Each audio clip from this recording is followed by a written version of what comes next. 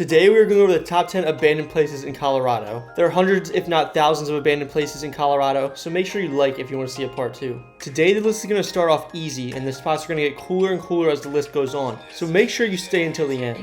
I must say this for legal reasons, but I do not recommend going to any of these places. Trespassing is illegal and you can be punished to the full extent of the law. With that being said, the first spot on our list is Nevadaville Ghost Town. Nevadaville was established in 1859 as an Irish-American gold mining town in what would eventually become the state of Colorado. Although a fire destroyed over 50 buildings in 1861, the town rebuilt and reached its peak around 1880 with a population of over 1,000. But with the area's gold veins almost tapped out, Nevadaville's best days were already behind it. By the 1920s and 30s, the town was a shadow of its former self, and by the second half of the 20th century, the population had declined to just a handful of individuals. 1950s census data shows just 6 residents living in this town. Today, Nevadaville is mostly deserted, with just 2 determined residents still living in Nevadaville. Several original buildings are still standing in Nevadaville, including a saloon building, city hall, and a Masonic lodge that still holds regular meetings.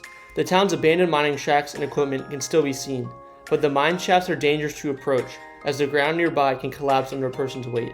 Valmont Butte in Boulder. For the Arapaho tribe, the Valmont Butte is a sacred site. To this day, numerous indigenous people still hold this site as sacred, and until 2007, the Lakota Sioux spiritual leader Robert Cross conducted ceremonies on the land.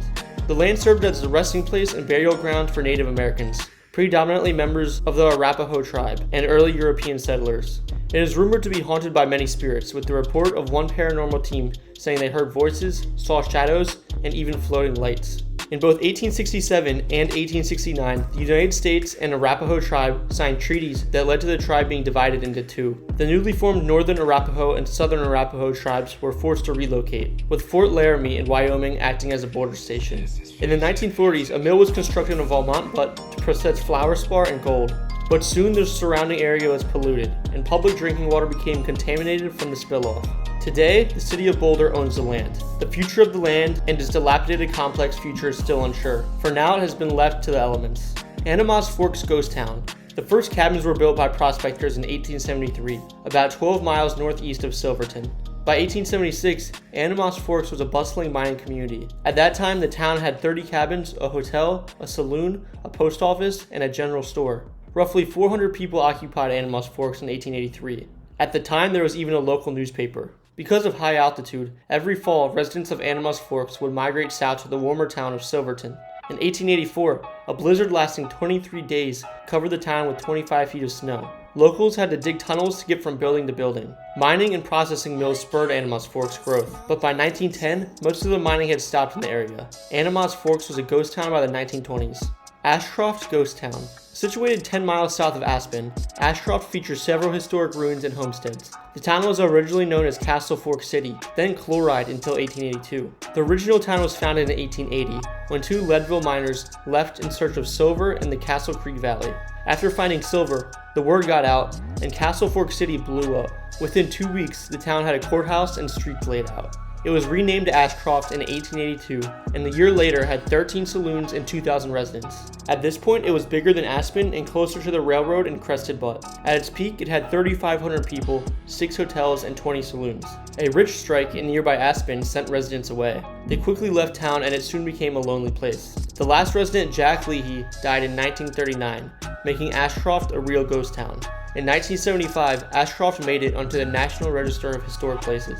St. Elmo Ghost Town. Originally called Forest City in 1880, St. Elmo was renamed and incorporated shortly after. Gold and silver drew miners in. In its heyday of around 2,000 residents in 1881, the town was full of saloons, dance halls, and other staples of a mostly male population. There are 43 buildings remaining, such as a saloon, courthouse, jail, and private homes. With the closing of train service to Chalk Creek Canyon in 1926, the town slowly dwindled. By 1958, it was a virtual ghost town. Pacific Starlight dinner trains in Canon City. The BC Rail Pacific Starlight train ran from 1997 through 2002. Before this, it was part of the rolling stock for the Texas Southern dinner train. All 10 cars were sold to Ontario North Railway to be part of the Polar Bear Express in 2003. The price they sold for was almost $1 million. 4 cars most certainly did not meet those renovations and remained Starlights until they met their grave here. Of the 10 rail cars, there was Stardust, Moonglow, Twilight, Rainbow, Apollo, Continental, Manhattan, Savoy, Indigo, and Borealis. The reason for the closure of the Starlight Diner train was due to it not being profitable. According to numbers, it lost $420,000 annually. It only traveled between May 1st and October 18th. Rosedale Elementary School in Denver. The future of this long vacant elementary school, which closed in 2005 due to low enrollment, is currently the subject of heated debate in the South Denver neighborhood of Rosedale. Built in 1924, the vast two-story brick building appears in reasonably good condition from the outside, but a peek into the empty classrooms tells a different story. The ceilings are pockmarked with missing panels, and piles of debris litter the corners of many rooms, most of which are in desperate need of renovation. District estimates peg the cost of renovation at around $16 million, while its assessed value is roughly $3.2 million. The school board continues to solicit community feedback on how to proceed, so a decision on what to do with the 4-acre property is likely far away. For now, the century-old building remains empty, its hallways now collecting dust and debris instead of the chatter of children. Crystal Mill. The Crystal Mill, or historically known as the Sheep Mountain Mill, is located above the Crystal River in Crystal, Colorado, between the towns of Glenwood Springs and Aspen on Highway 82. The Crystal Mill is a wooden powerhouse built in 1892, added to the National Register of Historic Places in 1985. It is said that the mill harnessed the river adjacent to the mill to power the air compressor housed inside. The penstock powered the air compressor. In turn, the enormous compressor ran drills in the nearby Sheep Mountain and Bear Mountain mines. The drills were used to bore holes in the mine walls for placement of dynamite. Operation of the site shut down in 1917. Gilman Ghost Town. Founded in 1886 during the Colorado silver boom, Gilman quickly became the most successful in Eagle County.